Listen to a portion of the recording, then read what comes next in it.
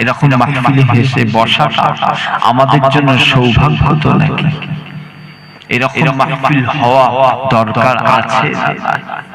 এই মাহফিলে এসে বসলে আমাদের উপকার আছে না? আছে। মাহফিলে এসে বসলে কিছু হোক চাই নাই হোক, হুজুর পাকের উপরে বেশি বেশি দুরূদ শরীফটা পড়া হয়, তাই তো? হুজুর পাকের উপরে সালামটা পৌঁছানো যায়।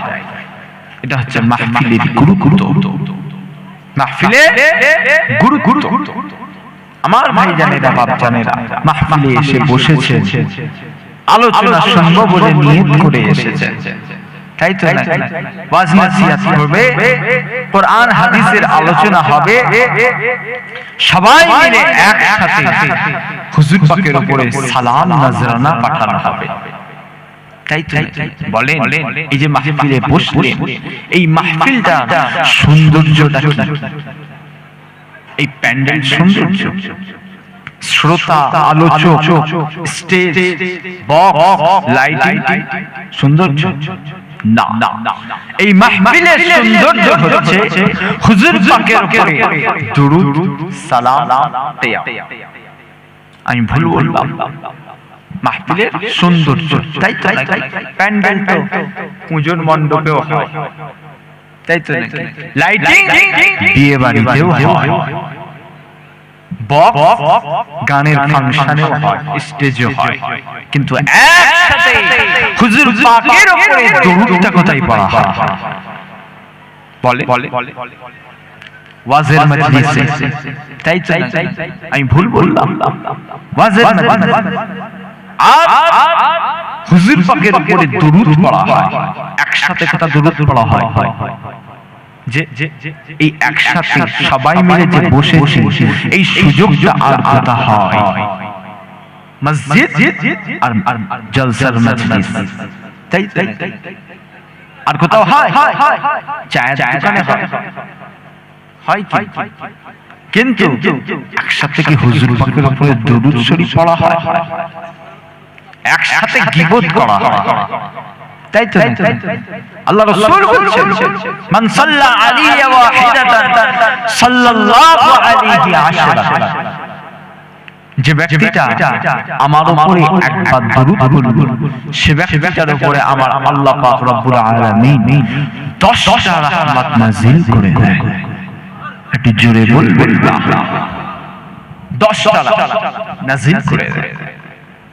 তো সন্ধ্যা থেকে ভাইজান আলোচনা করলেন, আরো হয়তো আলেম উলামারা আলোচনা করেছে, সবাই মিলে একসাথে দুরূদ শরীফটা তো পড়া হয়েছে।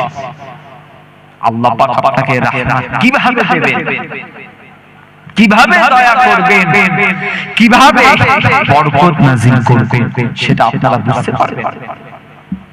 আপনাদের অজান্তে আমার আল্লাহ পাক আপনাদের উপরে রাহমাত নাযিল করে দেবেন। একটু জোরে বলেন, বেশি বেশি দরুদ পড়বেন।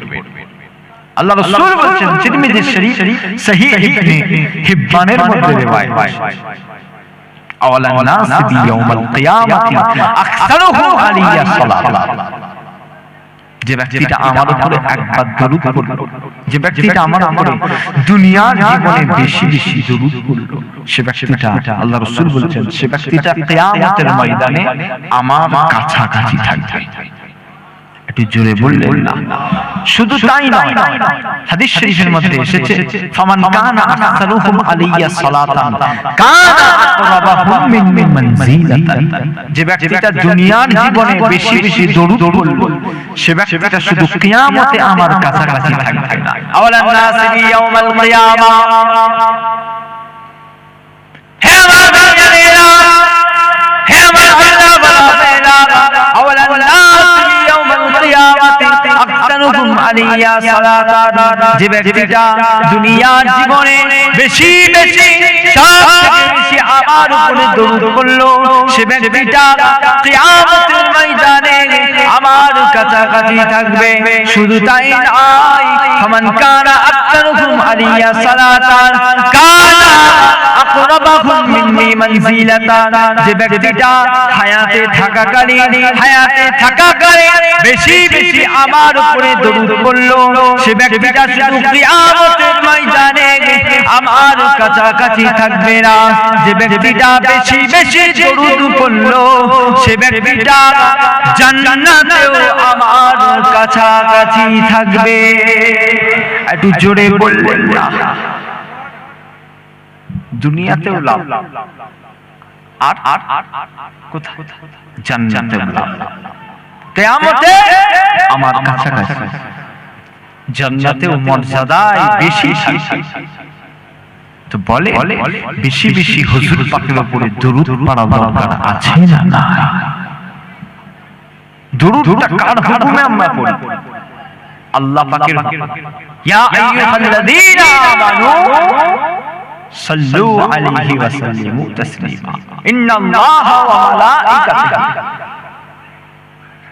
সমস্ত আল্লাহ পাক বলছেন ফেরেশতারাও হুজুর পাকের উপরে দরুদ পড়ে। আল্লাহ পাক বলছেন আমিও দরুদ পড়ি, আর আমাদেরকে বলছেন তোমরাও দরুদ পড়ো। আমাদেরকে আল্লাহ পাক দরুদ পড়ার আদেশ দিয়েছে, তাই তো আমরা দরুদ পড়ি। ওয়াজের মাজলিস, ওয়াজের মাহফিল ছাড়া দরুদ পড়ি হুজুর পাকের উপরে পড়ি। কেন? বেশি বেশি দরুদ পড়বে। আবার আল্লাহ পাক বলছেন ফাযকুরুনি আযকুরুকুম।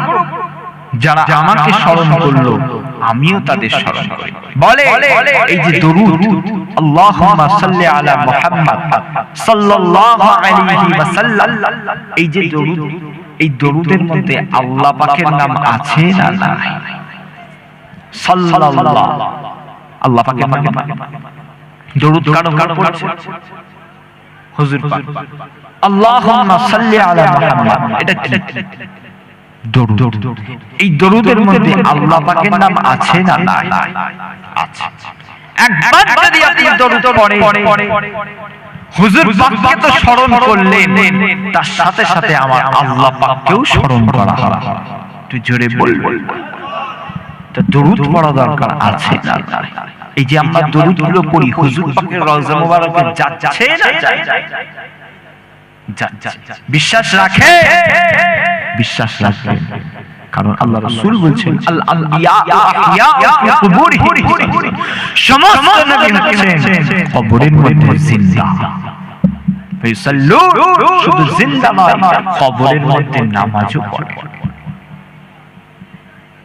আহলুস সুন্নাহ ওয়াল জামাতের আকীদা সমস্ত নবী হচ্ছেন জিন্দা। এই বিশ্বাস আমাদের তো নাকি? এই বিশ্বাস রাখতে আমার ভাই জানেরা, বাপ জানেরা, যে কথা বলছিলাম হুজুর পাকের উপরে দরুদ পড়লে লাভ আছে। হাদিস শরীফের মধ্যে এসেছে মা মিন আহাদিন ইসাল্লিমু আলাইয়া ইল্লা রাদ্দাল্লাহু আলাইহি রূহ হাত্তা আরুদ্দা আলাইহিস সালাম।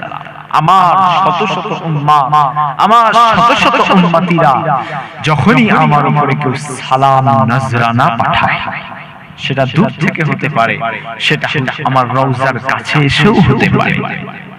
কি বললাম? কাছে এসে হতে পারে, দূর থেকে হতে পারে। মা মিন আহাদিন ইসাল্লিমু আলাইয়া, হে ওয়ালিয়া, হে ওয়ালিয়া বালাইনা, মা আহাদিন ইসাল্লিমু আলাইয়া ইল্লা রাদ্দাল্লাহু আলাইয়া রূহি হাত্তা আরুদ্দা আলাইহিস সালাম। আমার আল্লাহ পাকে শত শত বান্দা, আমার শত শত উম্মাহ, উম্মাহদের পক্ষ থেকে যখনই আমার উপরে সালাম পাঠায়, আমার উপরে কেউ দরুদ পড়ে, ইল্লা রাদ্দাল্লাহু আলাইয়া রূহি, সঙ্গে সঙ্গে আমার আল্লাহ রব্বুল আলামিন আমার রূহটাকে রেডি করে দেয়, আমার রূহটাকে প্রস্তুত করে দেয়, হাত্তা আরুদ্দা আলাইহিস সালাম, যাতে আমি আমার উম্মতিরা যারা আমার উপরে দরুদ পড়ে, যারা আমার উপরে সালাম পড়ে, তাদের সালামের জবাবটা যাতে আমি সালামের জবাবটা দিতে পারি, আমার আল্লাহ পাক সঙ্গে সঙ্গে আমার রূহটাকে প্রস্তুত করে দেয়। একটু জোরে বললেন না? ইল্লা রাদ্দাল্লাহু আলাইহি রূহি, আল্লাহ রাসূল বলছেন রূহটাকে রেডি করে দেয় হাত্তা আরুদ্দা আলাইহিস সালাম, যাতে উম্মতের পক্ষ থেকে পেশ করা সালামগুলো জবাব অর্থাৎ রিপ্লাই অ্যানসারটা দিতে পারে। কি নিয়ামত করেছে! আমরা তো সেই নবীর উম্মাহ, আমাদের জন্য তো অনেক কিছু ছাড়, অনেক আমরা হুজুর পাকের শান নিয়ে বাড়াবাড়ি করি। হুজুর পাকের শান জানে, কোরআন শরীফের মধ্যে এসেছে ওয়ারাফা'না লাকা যিকরা, তোমার সম্মান আমি আরশে আজিম পর্যন্ত করে দিলাম। দুপাতা কিতাব পড়ে দু চারটে গজল বলে হুজুর পাকের শান নিয়ে বাড়াবাড়ি সমাজে আছে না? আল্লাহ রাসূল এক, আল্লাহর সাথে রাসূলুল্লাহ সাল্লাল্লাহু আলাইহি ওয়াসাল্লামের জোড়া যাবে? সম্মান বলে, ইজ্জত বলে, শিষ্টা মেলানো যাবে? যাবে না। আল্লাহ রাসূল যদি কেউ এক বলে, তার ঈমানটা সঙ্গে সঙ্গে বরবাদ হয়ে যাবে।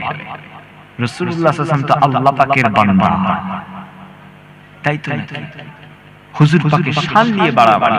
আল্লাহ রাসূল বলেছেন লা তুরুনি কামা আতরাতিন নাসারা তাবাইয়া।